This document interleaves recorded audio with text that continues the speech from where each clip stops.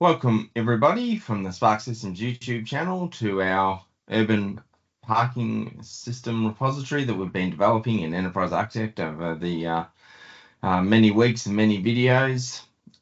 It's great to have you join us today, and I am joined today by Stephen Maguire. Welcome, Stephen. How are you today? Very well, thank you, Scott. I understand we're going to be looking at how to secure your model today. So can you tell us a bit about that? Yes, thanks for the introduction, Scott. Always delighted to be here. And yes, we've been developing the urban parking system in this Enterprise Architect repository. We haven't talked about security. You will have seen that come up in a number of the other videos in places where we have users and groups defined. But today I want to focus on the security system and how that will benefit users in many different respects.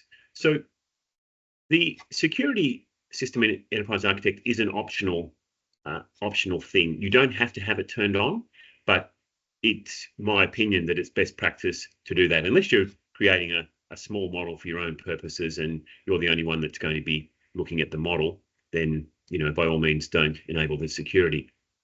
But it is a good practice to enable that. And that means that every time someone logs into the application or launches it, they will be challenged by their credentials to put in their username and password. Now, that isn't completely true because Enterprise Architect has the facility to access or connect with single sign-on options like, for example, Active Directory. So this will enable you to just log in without being challenged by, confronted with the necessary to put your credentials in.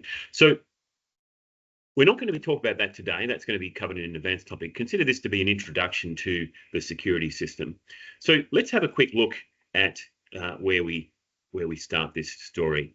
Normally we go to the top right-hand corner of the application in these videos and we set our perspective. That isn't necessary today because we're doing something that's part of the core functionality of Enterprise Architect. Now you notice that the ribbons are across the top of the application, and we have a number of different ribbons that help us in terms of designing, laying out, developing. There's one on the end, the settings ribbon, which has got a lot of the configuration information in it. So we're going to click on the settings ribbon, and you can see we have a number of different panels. We've got model and reference data, but right on the left there, we've got security. And so this is the panel that's dealing with the things to do with security. And you can see there are a number of different sections there. We've got administer, my account, and a number of different icons here for users, groups, and locks. So let's just have a look at the first one, which is administer. Now, I want to talk about something that's very critical to the security system, but I'm going to park it for a moment, but just to make you aware of require users lock to edit. So there are two different modes that you can put the security system in, and we'll talk about that in a little bit, but I'll just bring in your attention to it. And also we've got security enabled. So if I was to click on this, it would ask for an authorization key and I'd be turning security off on the model. And I don't want to do that because I've already been using it. So let's have a quick look at the next group, which is my account. So manage my locks.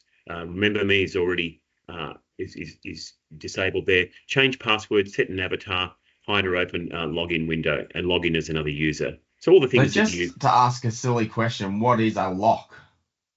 Yeah, okay, Scott, that's a really good question. It's tied to the security system at the hips, if you like, because the locking mechanism allows a user to lock a package, an element, or a diagram, and they can then lock it to themselves so that they're the only ones that can use it, or they can lock it to a group, or make a complete lock where no one can access it. We'll look at that in a minute, Scott, so I'll just park that for the moment, and we'll come back to that. Great question, because it's related to what we're talking about. Let's have a look at the users window here. You can see that pops up into the main section of the application there, and you can see that what we've got is a list of users here, and we have talked about these users in other videos, but we can see there that we have a number of users, and when we click on each one of them in that row, we're getting the information about them. So my name's Stephen Maguire, and my login is stephen.maguire. And that's kind of part of our own company organization policy to structure usernames like that. Got our details there. I can put a password in. I'm in here, the department's there.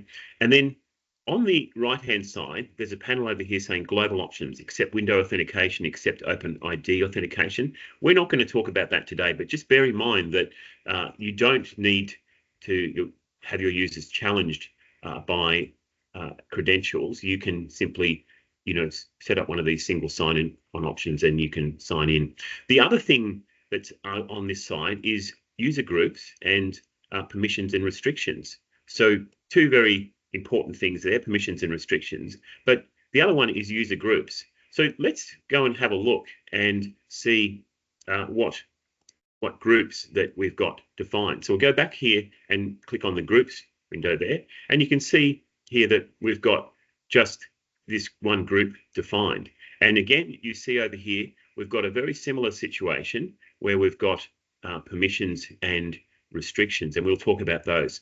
So let's go and add another group here, which is a simple thing to do. Down the bottom there, you can see that there's a new, and let's put in something, a group. So this will depend upon your own organization and the arrangements that you have of teams that are working. But let's put in the group name here of enterprise architects. So these are people that formulate the business strategy and the technology strategy and all those kind of things. So let's put in a note there, responsible for, and I'll put in enterprise architecture. So I encourage you to write a slightly more lengthy description yourselves. But now I have the opportunity of giving this group permissions. And the easiest way to work with this, got just a little tip. Down the bottom here, we've got two buttons here, one saying all and one saying none. It's more common to be giving people more permissions than less. So I usually just click all, and then I say, look, what things don't I want them to do? So I don't want them to configure model add-ins. I don't want them to look at these things. I can just, go through these and turn them off. I encourage users to look at these permissions in the help system, and you can then get an idea of what each of them are about. But their names tell the story. We've got audit view. I don't necessarily want them to be doing that. Use version control. No, I don't want that. Configure version control. View the locks. Yes. Spell check. Manage diagrams. Configure packages. No. Generate documents. Yes. Reverse engineering. Yeah, they can do that. Configure images. Configure stereotypes. That's something I don't really want them to do. Configure data types. Maybe not. Check data integrity transfer. So I'll leave a few of those ones on, and I don't want them to be able to look at these security and reference data updates. So I'll turn all those off and I'll save that. So now we've got that. Let's put another group in here now, put another group, and we'll call this one, solution architecture. So we've got, a couple of different groups, and we'll say, I think I press that new button there, and responsible for. And so I take it you could also have a group of people that have very restricted access where they can view the model but not edit diagrams or elements or things like that as well. Yeah, exactly, Scott. That's a good point. So let's do that. Let's put a new one in. We'll just put one more in there. Well, actually, let's just give these people a range of permissions, and we'll just look at that. I'll turn a few of these off as well. And manage diagrams, spell check, configure versions. I don't want it to do that. Check data integrity, data types. I'll turn a few of those off. I don't want these people doing this kind of thing. So I'll save that. And in light of what you just said, let's put a new one in and call it guest. Yeah. Okay. And let's make a description. Viewers of the repository. Yeah. Because I can imagine that sometimes you might have stakeholders that you want to be able to review the content but not make any changes. So. Exactly. So let's just put a couple of options here. They can look at. Let's have a look. Change their password. They can do that if they want to, and manage manage issues. Yeah, let's let them do that. So there's Is a there few things things on the there. restrictions tab that you can do as well to restrict what they can do? Yeah, that's right, Scott. So we're going to come to that, but good that you Yep. brought it up now. We can restrict them from deleting packages, deleting elements, deleting this. So we don't want them to do any of these things really pretty much at all. So Yep. again, that could be applied to particular other groups as well. So we'll save that and we'll come back and we'll say, look, these enterprise architects, we don't want them deleting baselines. For example, or deleting diagram snapshots. We just say, look, that's not something. But all the other things are kind of fair game. Yeah. So we'll but leave you really only want the project manager to be able to delete baselines, for example.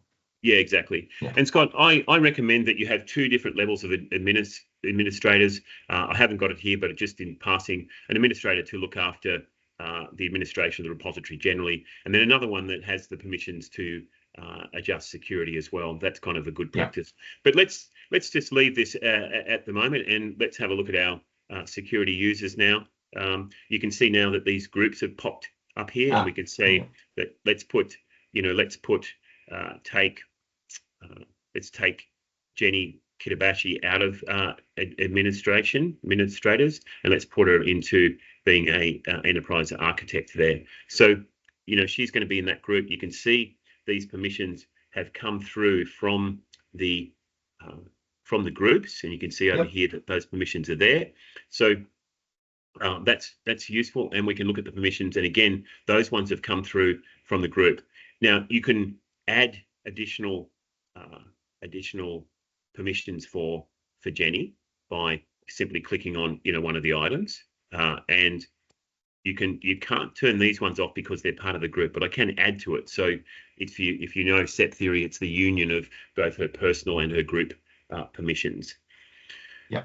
Okay, so let's have a quick look at what we can do with this. So this is the key to it. We've set these up. We've set some permissions up. Now let's have a look at important things. So one of the things that we can do is locking of model elements. That's an incredibly important thing, and we'll come to that in a future video, but we'll have a quick look at it today. And then team-based collaboration with chat discussions and reviews, and then also with particular technologies. So other sort of tools and things that are added to it through technologies. There are specific access to customize the limited versions of those, and the ability to set the level of access that people have. The other thing is auditing. So we'll come again to look at auditing in a future video, but that's an important thing as well. So let's just have a quick look at what's going on with this. So let's close these windows for a minute, and we'll come back to them. Yes, we're going to save those things and save that as well. And now let's have a look at the way that this might work. So for a start, let's open up a structural diagram, and we'll look at our class model. One of my favorites. It's the kind of domain model that tells me whereabouts and what kind of things are in the system. And let's look at parking meter. Now, I'm not going to get into a lot of discussion or talking about this today, but if I go into the start ribbon, you'll notice that under the collaboration panel, there are a number of items: journal, discuss, review. Now, if I hit that discussion one there, you can see that this parking meter has already had a discussion on it, and Jenny has put this two replies. In the situation that a motorist wants to extend the session before the expiry date, will their extension be added to the current time or added to the previous session time? So that is being driven by the security system. Without having Jenny Kitabashi as a user, we wouldn't be able to have this discussion window working in this way. And when you close Enterprise Architect, does that message disappear, or does it actually get saved with the model repository? The discussion message? Yes. Yeah, no, it absolutely is part of the repository. So, that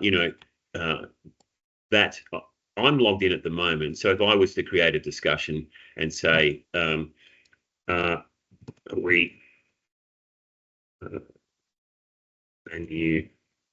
manufacturing this ourselves, yep, or or are we? Well, let's leave it at that. Are we manufacturing this ourselves? Talking about the display unit. So I can simply enter that, and so that's that discussion. And let's just it's on the display there now. What's going on here is that there's some sort of permission that we've set on discussions there. So let's leave that for the moment, and let's come back and look at some other things in model. So discussions are one of the things that we're going to be looking at, and the other one is auditing. So again, from the settings window, and I won't enable this now, but we have a future video on this, but I can configure auditing, and that's going to be driven by the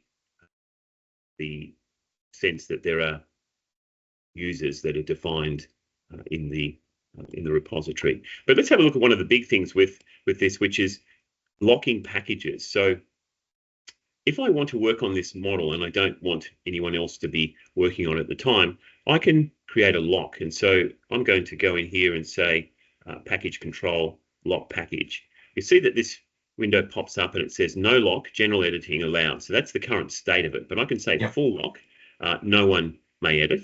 And I can say user lock, so that's I'm able to edit, but no one else is. Or I can say group lock and put a group in there and say, I'm only a member of the administrators group, so that's the only one that pops up. But if I was to do that, only members of that group would be able to edit it. Now we took Jenny Kitabashi off that. So let's have a look what happens when I do this group lock. So I'll say OK to that. Notice that there are options here, what to process: lock elements, lock diagram, process child packages. So if you look over at the project browser, you can see that there are a number of child packages that are underneath the class model, model, meter focused, objects, profile elements. So if we have that checkbox ticked, then that will process those as well. But let's have a look what happens when we do that. We lock the elements, lock the diagrams. We'll go OK to that. And you can see in the project browser, a little exclamation mark in blue has come up next to the element. Now that's indicating that it's locked in some fashion, but I still have permission to work on that. So if I was to go in here and look at this diagram, for example, I can move an element around in the diagram. I could change, if I look at the properties, I could look at this and say, put LCD, liquid crystal display there, and that would change. So I have the permissions to do it. Let's just log in as Jenny Kitabashi now, who we took out of the administrator's role. So we'll close this diagram for the moment and start from fresh, and we'll log in. So I can log in as another user there. And remember, I can, over in my own account here as well, log in as another user. So a couple of different places we can do that from. I'll click on this one, log in as another user, and I'll take myself out there. And Jenny is going to kindly log in.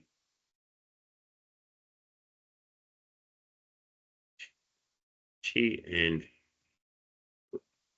put her password in there, and she's logged in now. And just looking at this, she looks like we didn't take her out of that administrators group. So let's go back and have a look at that, because I may have made a mistake. No, we left Jenny in the administrators group. So let's just take her out of that and put her into enterprise architecture. I mustn't have saved that when we did it before. So that's a little trick. So let's do that, and we'll take her out of that group, and we've saved that, and let's do that process again. So I think we've saved that one there, and let's close that, and we'll just refresh this model, and you can see even before I did that, they've all gone red now.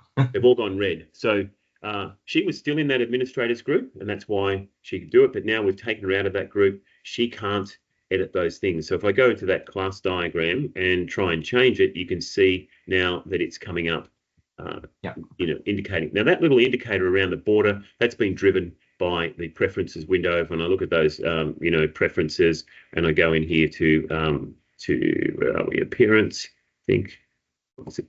Behavior. So the highlight behavior there, I can change that that value there. So let's that's been set for Jenny. So let's have a look at that. I can't change the display. If I try and change this word here, I can't do anything about it. But I could go in and work on some other part of the model. So let's say Jenny was actually looking at some of the strategic models, possibly. And let's have a look at her looking at the organization chart. So this was a model that we created earlier under the strategic models. Now, Jenny's free to work on this. You can see that there are no locks there at all. And so so strictly speaking, there would be some diagrams that could be locked that could only be edited by enterprise architects, and then you could have another group for business analysts and another group for code engineers, and they could all only work on certain diagrams, which gives you a lot of fine-grained control over how much access people have based on their role. Exactly, that's right, Scott. Based on their role, or their group that you've locked it to, or they may have locked it to themselves personally. So let's do this. Let's look at this organization chart. Jenny wants to work on this.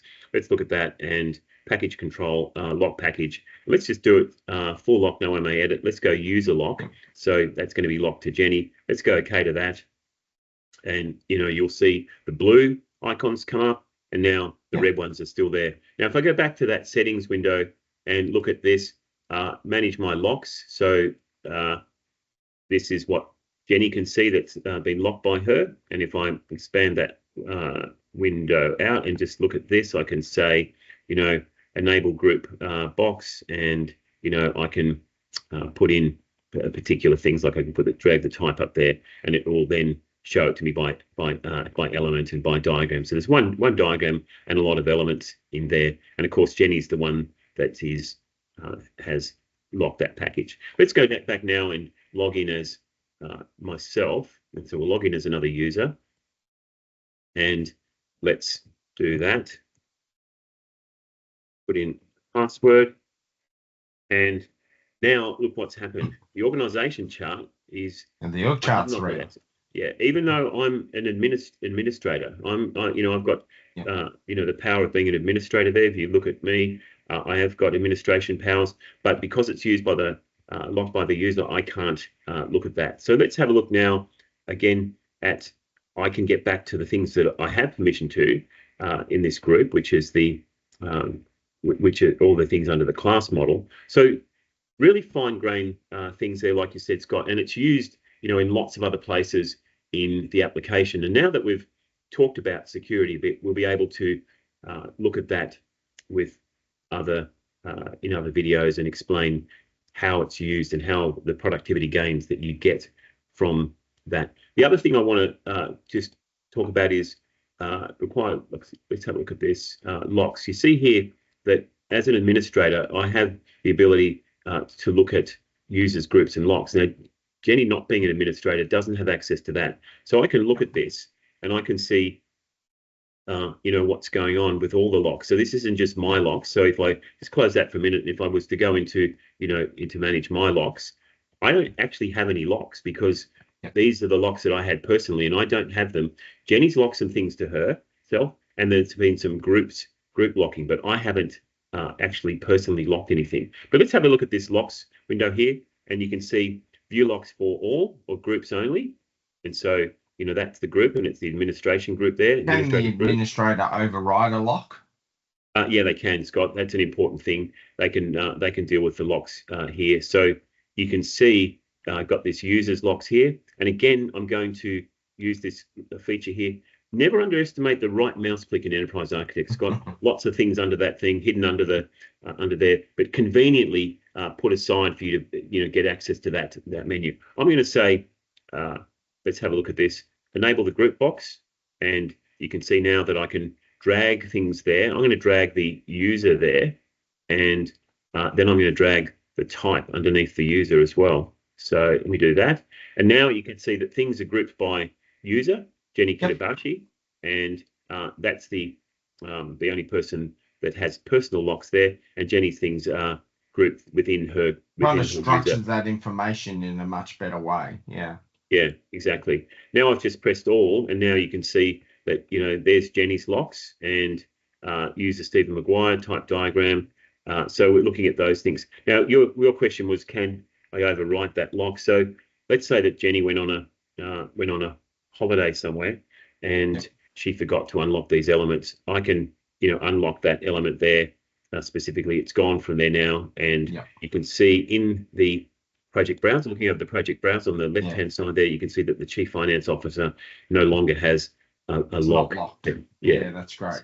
So lots of interesting things there in the security system. Like I said, this is an introduction, but one thing that I do want to talk to you about is this question that people will see perhaps when they start a new repository. So I'm going to create a new repository, Scott, and I'm going to make it as a personal project, which is a local project. It's a SQLite database in the background that's holding the repository information, but I'm going to hit create new there, and I'm going to create a new repository, and I'll call it, let's call it parking management. So say we had another repository, and be aware watching this video that if you're working in a corporate environment, you typically would be working on a large relational database like Oracle, SQL Server, MySQL, and Enterprise Architect supports repositories in those many more platforms, and also a cloud platform where you might be having your models in AWS or Azure cloud. You might have that cloud in your own domain, or you might be using the services available through for cloud architecture through Salesforce. So let's call this one parking management and say save that. Now notice what's happened. A little window has popped up saying set model access. So model security not enabled, anyone may access. Enabled, not username and password required. So let's click this one, and for this we'll put a password in, and let's go okay to that. Now it still requires me to log in, and so I'll do that, and I'll say password. I'll put a password in there. My password. The model's opened, so that's all well and good. So if I was now to, and I want to just do this, Scott, to show you, if I was to turn off security or have a model that didn't have security on it, let's do that quickly now. Let's have a look at that. We'll go over here to the to this administer here, and we'll say enable security, and we'll turn it off. So security has been disabled. Now the model doesn't have any security. You notice that user groups and locks has disappeared or been disabled as menu items. But so someone may have started with a repository that didn't have security enabled. You can then simply go, okay, well, I've got my repository. It's got a little bit bigger. I want to actually enable security. So this security key that I'm putting in here is available from the Sparx Systems website. And if you've got your access codes to that, you'll be able to get into the page to acquire that authorization key. Now, I wanted to talk to you about this. Automatically apply exclusive edit locks into diagrams. I want to look at a couple of options there. We'll leave that unchecked for a moment, and we'll look at this. Security has been enabled on the current model. You can now log in as an admin with the password. So remember that and create the administration group. So let's do that. So we now have that repository. Let's just quickly put a couple of things in here that I want to talk about. Daisy, I'll just hit the cap locks key there. Caps lock, yeah. Parking management, and let's put in a couple of packages under here. Let's say it's in enterprise, and let's put in another one, projects there. We'll just do a couple of little things. Projects, it's good, and let's make let's say project A example. So let's put in change this perspective now to a class. Let's put a diagram in here, and let's put a class onto that diagram. So that's all good. I've got the permissions. I haven't set up any permissions in here to restrict myself from doing that. That's what you would do if you were enabling the security.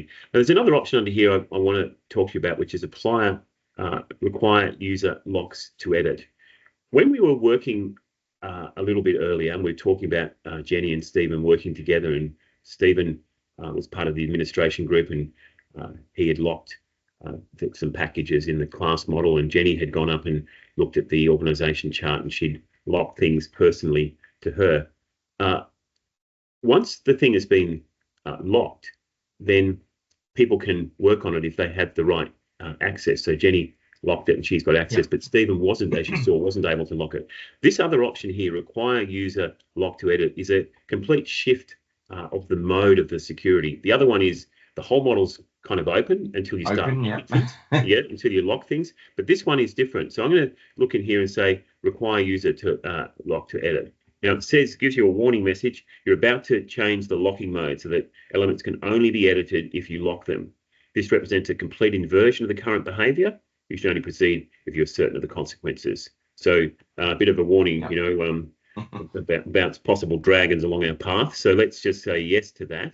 And you cannot switch security modes while you have diagrams with unsaved changes. So I've got some diagram there. So I want to say save the changes now. So now, if you look at this and I try and change this class, move it around, I can't. And the reason is because this is locked. So what I'm going to do is I need to get a lock first. So I'm going to put a lock on that. And if I go into package control and say apply, release user lock. Let's do something first. Let's do it on the diagram first and say apply, release user lock. So now I've got apply the user lock, and now I can move it around. But let's change the name of it. And you can see I'm trying to change the name. I'm typing things on the keyboard, but nothing's happening. And that's because I have the diagram locked and have access to it, but I don't have the package or the class. So let's do that, and we'll say the same thing.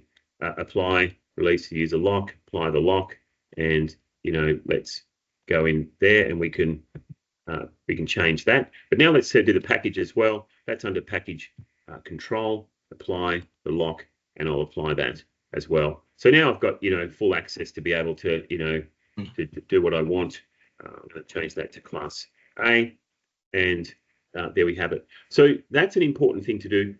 I don't think this is what most people will use, but there are certainly a group of people that will find this a very powerful and very productive way of working, that the whole model is locked, like you lock the whole thing down, secure it all, and then you only allow people to access it when they use the locks are applied. So a useful thing there. You can see again those things have been locked. If I release that lock on, let's release it on the element there. Well, let's release it on the diagram. So unlock that, and now the diagram will become unlocked, and that then will allow the or stop people from accessing that. Let's close this one, Scott, and let's go back to our other model, and let me just get that one up. So I'm going to just go back to my start page there, and we get back into my urban parking system, say yes to that, and I'll log in as me.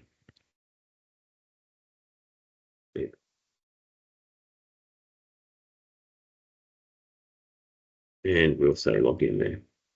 And now we're back into our urban parking meter system, and you can see that's all just popped up. I'll just maximize that window, and we can see there. So Scott, in a word, the security system is something that I think, from a best practice point of view, most organizations would want to use. It is optional. If you're doing a personal repository, you don't need to.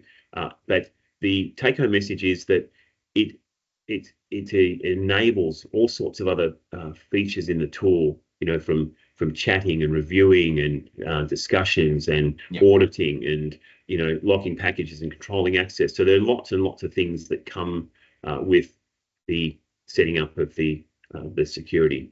So I encourage people to to set up security well in their own environments, their own repositories. And in a future video, we'll cover lots of other aspects or more advanced features of the tool.